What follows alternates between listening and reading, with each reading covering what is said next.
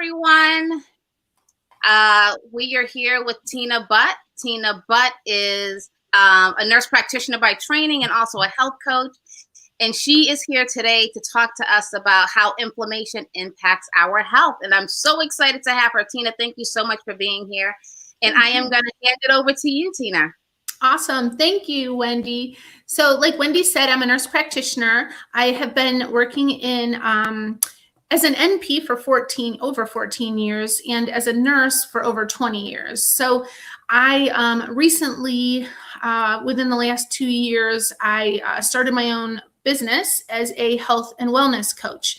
So what I do as a health and wellness coach is I actually empower women to make healthy, holistic changes to their routine, basically. So tonight, Wendy asked if I would come on and talk about how stress will affect the body and some of the diseases that chronic stress can cause. So that's what we're going to talk about here. So this group is geared toward caregivers, but I mean, anybody. I'm gonna make this generalized, but I am gonna use caregivers as my main group of people, and I'll explain why in a little bit. So again, as a healthcare provider, I have been a caregiver for over 20 years. I've also been a caregiver to family members. On a personal note, my mom struggled with cancer. And I'm not even going to say struggle. She got through it like a champ. But she did have cancer. She went through 6 months of chemo, multiple surgeries, multiple infections. And I happened at the time to be pregnant for the first time. So I wasn't able to be the kind of caregiver that I would have hoped to have been for her. But in turn, I actually had to help my dad because my mom wasn't. So I found myself, even though I was a caregiver by training, I found myself struggling because I was trying to work a full-time job. I was pregnant, had a sick pregnancy, helping my dad and helping my mom, and still trying to be a wife and a friend. And I just kept falling short. So I was losing track of myself. And it's something that I see over and over and over again with caregivers is they have a huge heart, a heart of gold. And being a caregiver is this selfish, it's a selfless, I'll say, a selfless job sometimes that we sign up for. So I have had some of my patients and or clients, they tell me, well, I didn't sign up for this, but yet they keep doing it. But the majority of caregivers, we do it because we love it. We want to do it. We're there for the people that need us. And when we do that, we kind of put ourselves last. So that's kind of where I'm going to go with this is when we are providing our caregiver services, however you're doing that, it could be to a loved one, a friend, a family member. It could be part of your job. I want you to be aware that even though we are doing this act of greatness, we still have to take care of ourselves. If we keep putting ourselves on the back burner, we are going to continue to get very sick.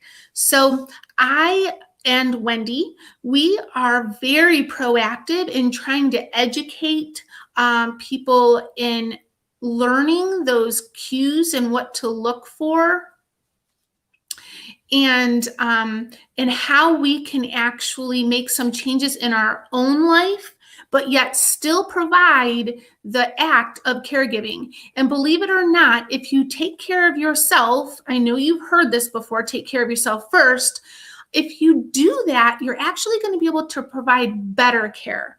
So if you've ever caught yourself providing any care, helping somebody, and you're just tired and you're overwhelmed, you tend to get very snippy.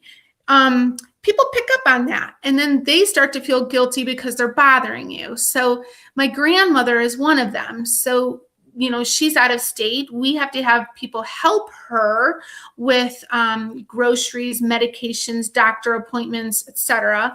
And she knows that a couple of the people kind of get a little edgy when she asks for help, so she chooses not to ask.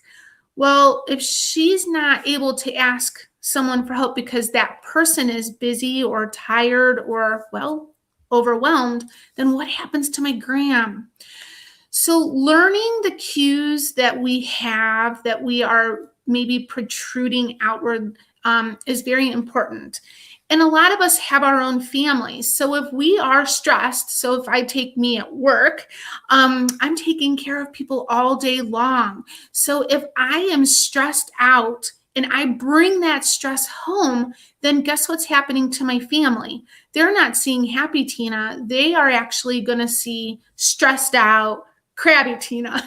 And that's what we don't want. It breaks up families, marriages, and in general, that chronic stress that we are putting on ourselves is causing chronic inflammation.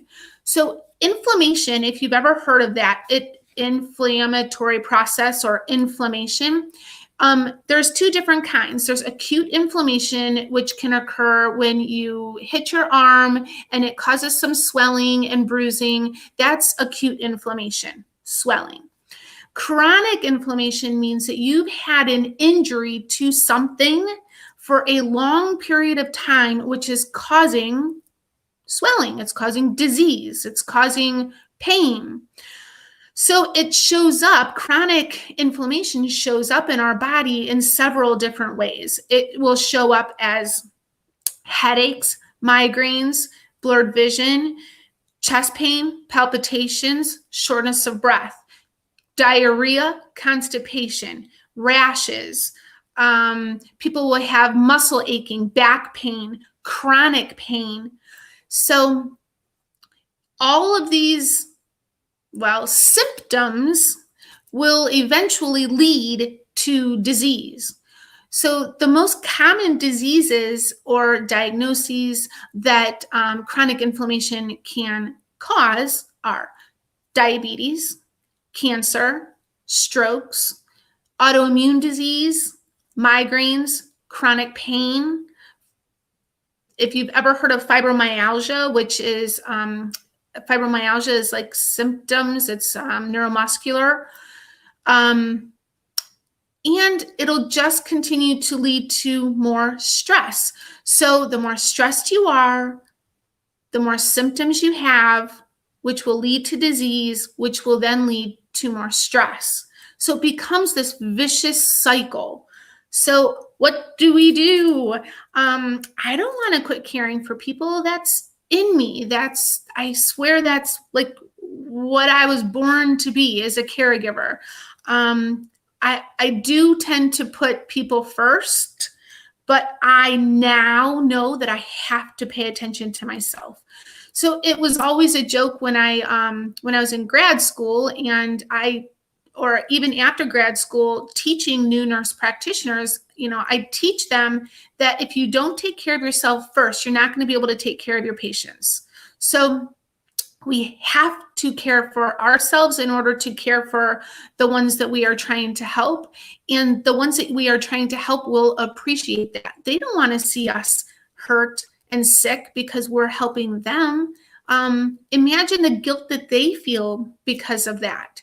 They don't want to be known as somebody that's making us sick. So I have notes because I have to keep notes. But so some of the things, signs to look for of chronic stress are you're constantly worrying. You're worrying about things. You worry about that person you're helping. You're worrying about yourself. You're worrying about your family.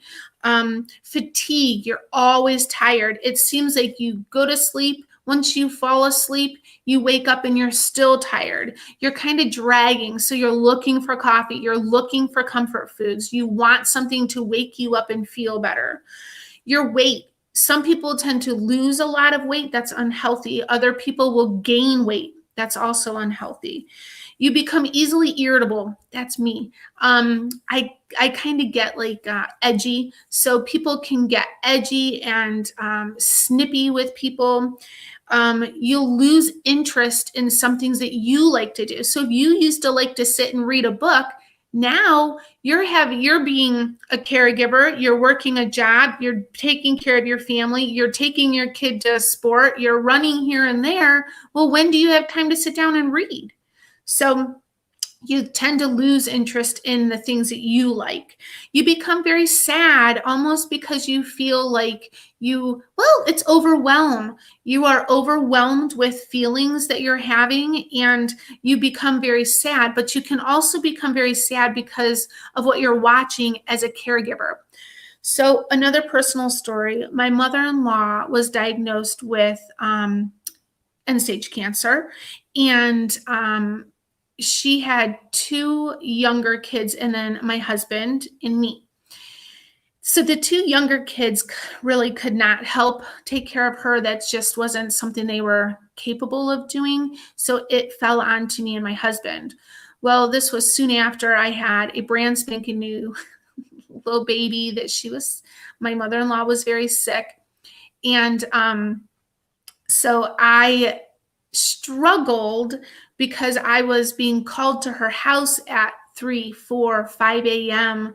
and having to take care of her and watching how horrible it was, how sick she was. And I just remember being so heartbroken and sad. And when you have that chronic sadness going on, then it also wears you down. It wears you down mentally and physically. Then some of the other signs or symptoms of stress, chronic stress, pain. So people will constantly complain of headaches or pressure, neck pain, back pain. They'll notice that they get weird sources of pain that move around in the body. That pain actually is from chronic inflammation. It's your body telling you something's wrong. Help me out. If you don't help me out, I'm going to become very sick soon. And then issues with sleep, huge. So if you're like me, I can tend to lay in bed and think about what happened today and what did I see today and who did I help today? What did I miss? What could I have done differently? And then what am I going to do tomorrow? How am I going to do it different tomorrow? So when you do that, it causes lack of sleep. If you do fall asleep, your mind is probably still running. So people don't really get quality sleep. So on average, we should be getting 8 hours of sleep a day. Most caregivers probably tell me they get maybe 6 hours and it's broken sleep. So think about that. How much sleep do you actually get? So lack of sleep causes the fatigue, it causes problems with your weight, but it also increases your risk of diabetes, high blood pressure, high cholesterol, obesity, so insulin resistance. So lack of sleep alone is a risk factor for causing disease. So all of these signs and symptoms that I just mentioned of stress are really, they're breaking your mind and body down. And you don't have time for self-care. In your mind, you're thinking, I don't have time, Tina. I don't have time to sit and read a book. I don't have time to go for my walk. Well, I have to say you have to make time. So I tell people to make time for themselves. Put yourself first. And then they tell me, but then I feel selfish. You're actually more selfish by not taking care of yourself first, because as I just mentioned, by you not taking care of yourself, that means you're not caring about yourself. You're a caregiver. That means we care for everybody and we have to care for ourselves. So by you not taking care of yourself, then you are not setting yourself up to the full capacity that you can to take care of other people, including your family. So, we don't want to stop. I never want to stop providing care, but there are times that I do need to learn to say no, or later. I have to do this right now, or I want to take a bath.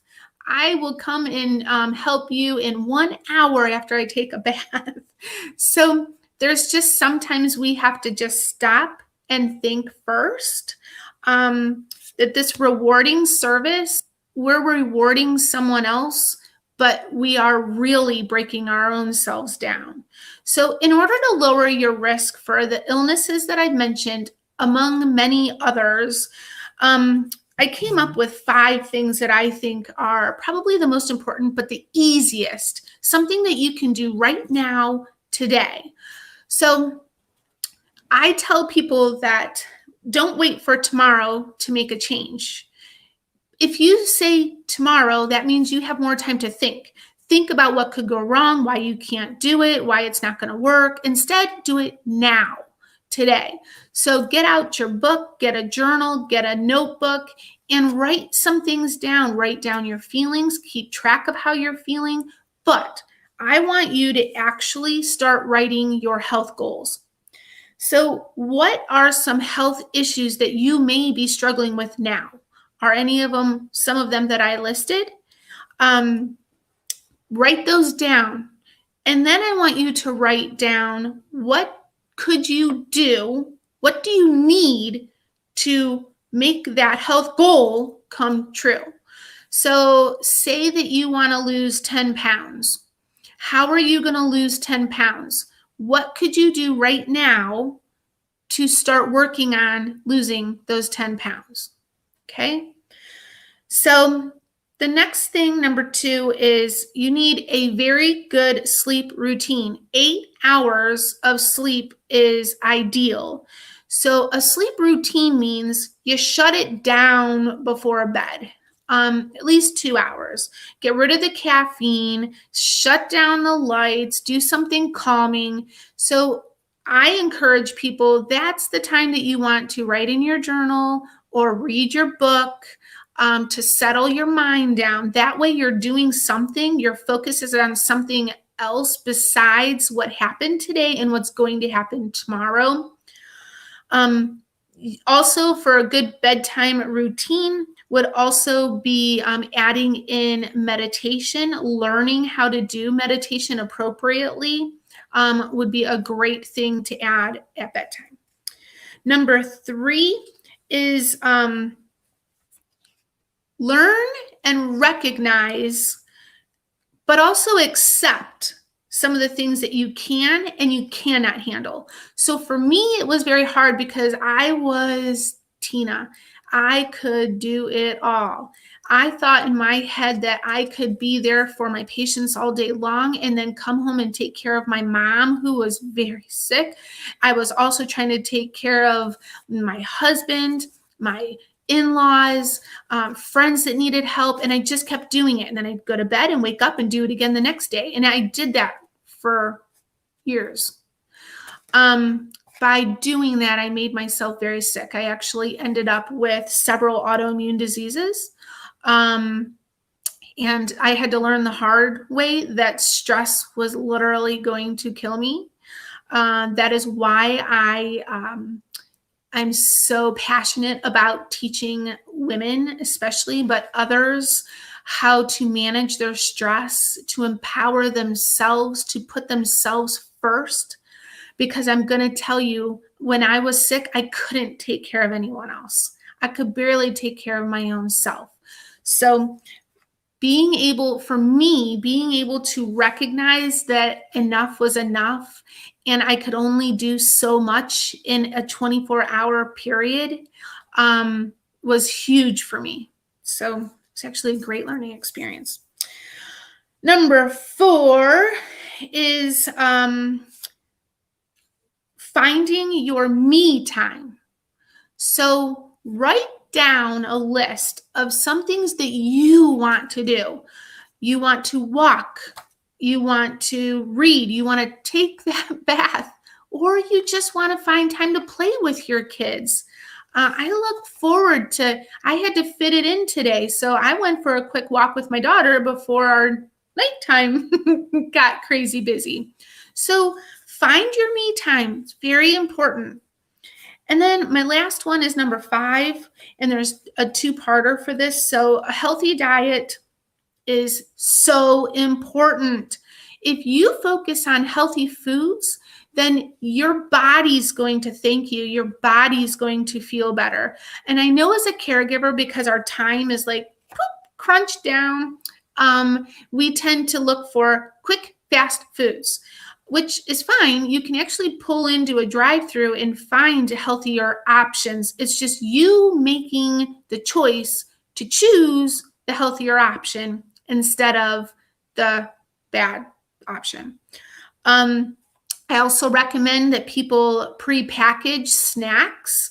They have their celery already cut up. They have their fruit already washed and ready to go. They have their crackers or their nuts that are in little packages. And that way, if you're hungry and you have to hurry up and get from one thing to the next, you grab the pre-packaged snack and you're out the door. I do that on Sundays. That's when I kind of go through everything and I pre-package. It's easier for my daughter for sports, and it's easy for me because I'm running back and forth. And then the part 2 or B for number 5 is water.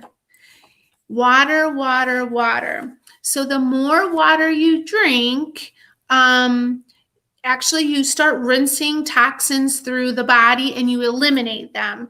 Water will wake you up. Water will help your bowels move, so it helps with constipation. Water helps with hunger. So the recommendation, and this is 50-50. There's people out there that say that you should only have 8 glasses, or 8 glasses, 8-ounce glasses of water a day.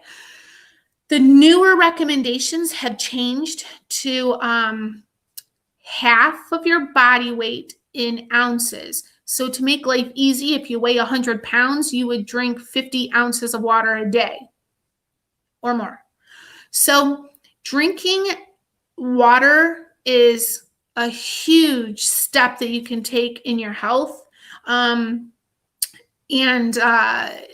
in your overall general well-being. Actually, it helps with fatigue. It can actually help with pain because as you're drinking it, it's rinsing toxins through. So I know that busy people tend to not always drink enough water. They choose other options instead. So try to choose the water. So people that know me, I do have my own group. I've announced that before. In my group, I am huge with, I challenge you. So I challenge you, you who I look up to, all of you, for what you do and what you offer to people. I challenge you to try to do these 5 steps.